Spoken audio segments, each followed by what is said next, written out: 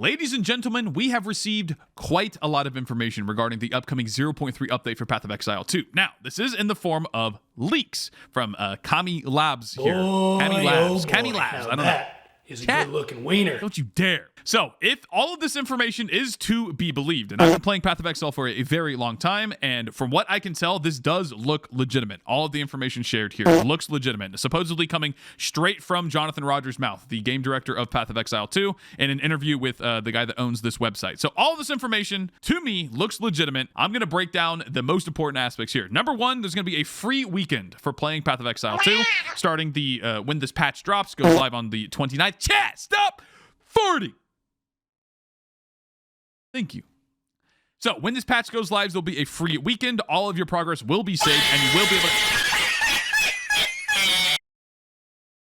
be able to do this on any platform, PC, Xbox, or PlayStation 5. So that's pretty cool. Second of all, Act 4. This is a major addition to the game. Obviously, this is not the finalization of the campaign, but this is just a huge portion of content. And you can see here that there are, 24 different zones, I think it said. So you could expect 100 new monster types, 16 new areas, and 12 new bosses here in Act 4. And it looks to be Karui themed here. An archipelago full of mysteries. Karui island hopping. Stuff like that. So to deal with the fact that the whole campaign is still not finished, they are going to introduce interludes. And basically from level 60 until level 65, you are going to be doing these mini acts, and then you'll get to the regular endgame as we know it. So once Act 5 and 6 come, then obviously these interludes will be removed. So basically, once you're done with Act 4, you're going to be expected to be around level 60. And then with this 0.3 patch, you will do these interludes up until 65, entering the regular endgame. Now, the next big piece of information here are the lineage support gems. Lineage support gems are drop only, so you can't just get them from random quest rewards and whatever. They only drop from killing enemies, and they are essentially unique effects that you can link to your skills themselves. So you see here with Ratha's Assault, you cannot reload your crossbow skills normally, but you will load 3 bolts whenever you dodge roll. So a lot of potential synergy there. Maybe you can like speed up your dodge roll. Maybe they added some extra stats or something. Who knows? And there are about 40 of these new lineage supports. Again, each with entirely unique effects. And there's some more examples here. I'll leave the link to this website in the description below if you want to check out all of these links for yourself. The second big piece of information here is an entire overhaul to support gems in general. The biggest piece of information is that you are no longer restricted to only using one support gem, period. You can use multiple support gems of the same exact type across different skills. You can't like put all of, projectile. You can't go like greater multiple projectiles, 1, 2, 3, 4, 5 on the same skill. But you can do GMP on this skill, and that skill. No problem whatsoever, no penalty. Also, we now have tiers for support gems. As you see here, Double Barrel has 3 different tiers. You have a 30% less reload speed, but you reload 1 additional bolt. And then it buffs the reload speed a little bit, going from a 30% penalty to a 20%. And then you get a bolt whenever you heavy stun an enemy. When you hit an heavy stunned enemy, let's go, dude. We love our heavy stuns in Path of Exile. But these ranks to your support gems basically just gives you a sense of progression aside from just, unlocking the certain tiers of support gems as it was on the previous patch. Now you have actual progression inside of each support gem on top of that, which is pretty exciting. That plus the fact that you can use multiple copies of the same gem across any skill means the build diversity is going to skyrocket in PoE2, which was one of my biggest complaints. And for a lot of people, that is like the biggest complaint was the lack of build diversity and how we were kind of like pigeonholed into using this combo skill to set up for this skill and blah, blah, blah.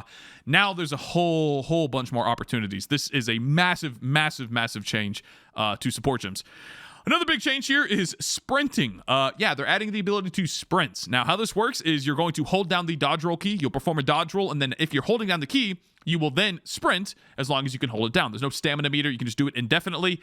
But it says right here, if you are hit while sprinting, you fall to the ground. And knowing Path of Exile 2 and how they're dealing with crowd control effects right now, this is going to be a long time on the ground. You are not want to get hit when you are sprinting. So I don't like this change overall because so much why? I didn't even disable it. I baited you guys. I said I was going to do it and I didn't do it because I knew it might work and then it doesn't work. Okay. All right. I'm turning it off. And there's a similar mechanic right now with using the mount system on the Ranger class. If you're using a mount and you get hit a certain amount of times, you get heavy stunned off of it and you fall to the ground and you have to like get up. So I'm assuming it's going to be as bad as that, if not even worse. So you'll never use this inside of combat unless you're like really stacking evasion or something like that. So you can't get hit in the first place.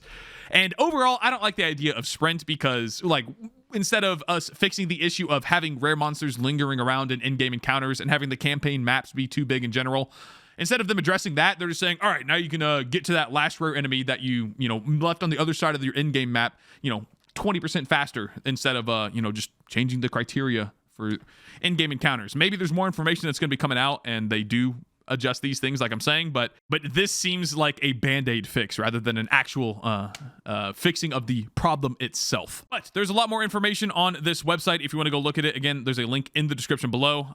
There are specifics on how the Ranger's getting reworked, the Warrior, or not reworked. There's specifics on Ranger changes, Warrior changes, Mercenary changes, and Witch changes. One important thing to note about all these leaks is that there is no new class thus far. In all of that information, no new class has been confirmed whatsoever, but if I had to guess, we are going to get a new class, and I think it's going to be a Karui themed class, basically the Marauder. I think we're getting the Marauder, given that Act 4 is going to be island hopping, a bunch of Karui stuff. It's confirmed that Act 4's ascendancy mechanic is the Trial of the Ancestors, which that was a leak from Path of Exile 1, which was Karui themed. So basically, it's almost guaranteed to be the Marauder. All right, and that's it for the leaks for 0.3. We'll see how many of these come true. Tomorrow, actually, we'll get the official GGG reveal and the live stream. They'll break down all the new content coming with the patch.